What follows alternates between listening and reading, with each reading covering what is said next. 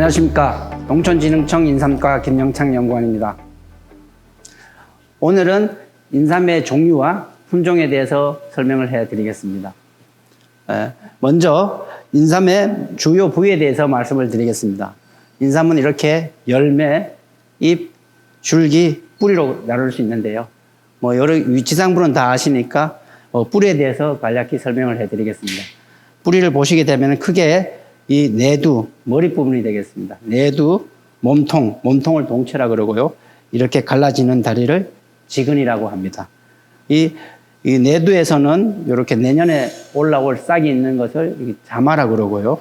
이 내두에서도 이게 뿌리가 나옵니다. 이 뿌리를 수근이라고 그럽니다.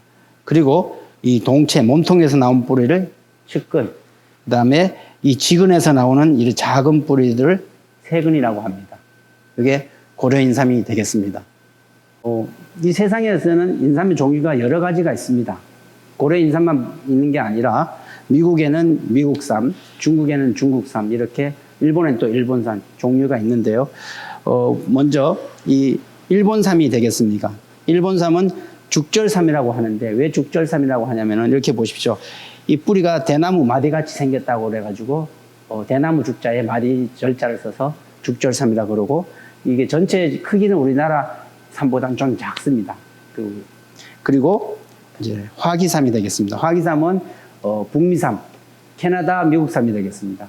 요것도 보면은 우리나라보다는 이제 체형 조금 작습니다. 작고, 우리나라는 이렇게 사람 모양 같이 이렇게 뿌리가 잘 발달하는데 미국삼은 그렇지 않습니다. 이게 같은 우리나라 땅에서 재배를 하게 되면은 이 미국삼 같은 경우는 더덕같이 이렇게 주름이 많아요, 껍데기에. 우리나라는 매끈하게 잘 빠지는데 그런 특성이 있고요.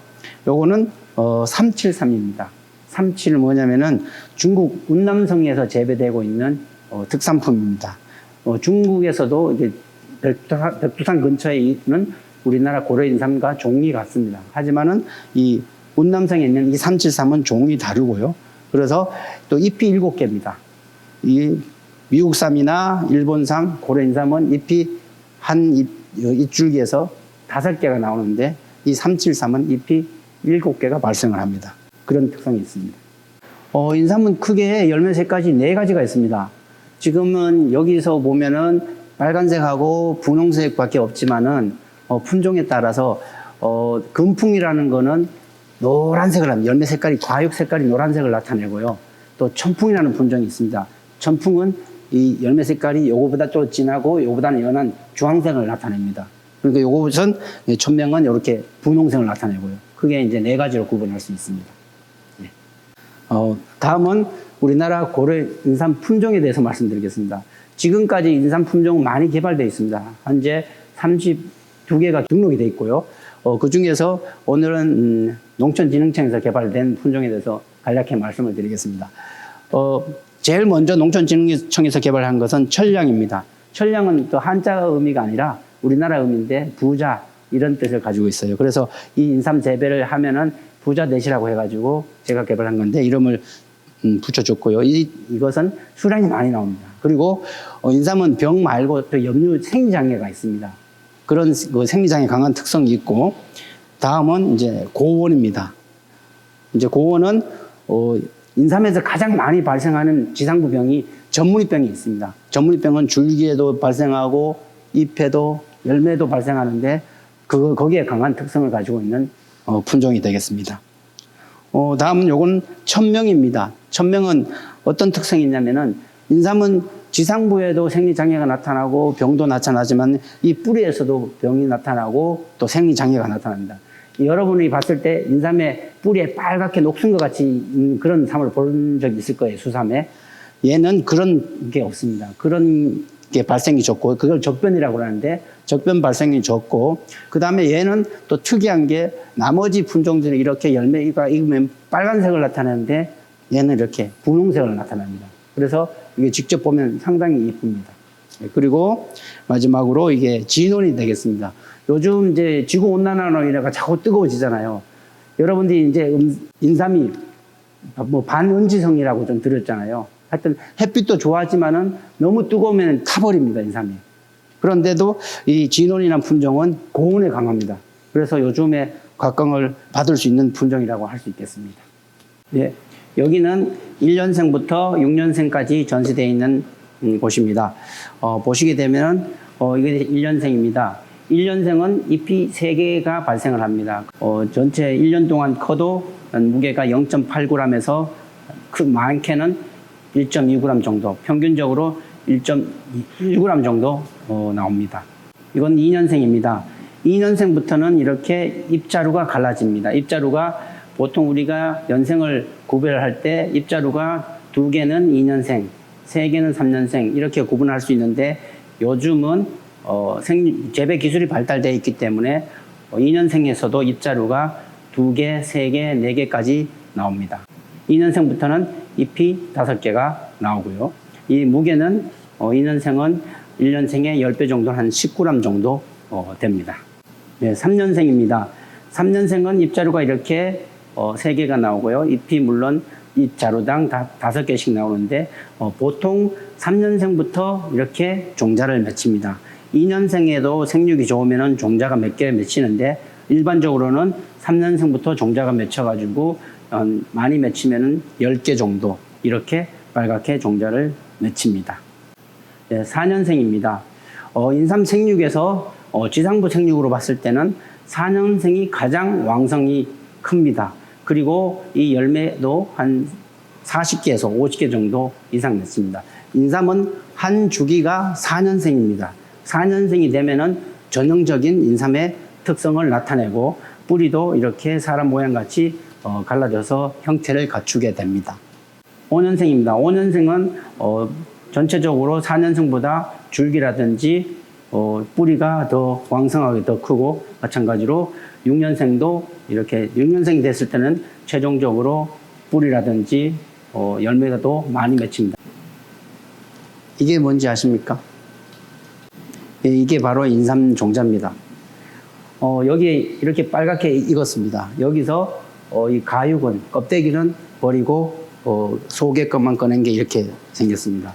인삼은 보통 6년생을 재배할 때 4년생 때 한번 종자를 수확합니다. 왜 그러냐면은 종자를 계속 받게 되면은 모든 양분이 이 종자로 가게 됩니다. 그러면 뿌리가 작아지겠죠. 그래서 6년근을 생산할 때는 4년근 때 종자를 한번 받고 나머지는 다 제거를 하고 3년생 때, 6년생 때 다 제거하고 4년생이나 5년생 때는 내가 이걸 최종 목적으로 4년생, 5년생을 할 때는 3년생 때 종자를 한번 받고 나머지는 종자를 안 받습니다. 그래서 종자를 왜 받습니까? 종자는 종족 번식을 위해서 받잖아요. 그럴 때 이렇게 빨갛게 익었다 하더라도 인삼은 이 안에 배라고 그러죠. 배가 생장이 덜 돼 있는 상태입니다. 쉽게 설명드리자면은 이 콩나물 보면은 우리가 떡잎이 올라오고 콩나물 할 때 떡잎이 올라오잖아요.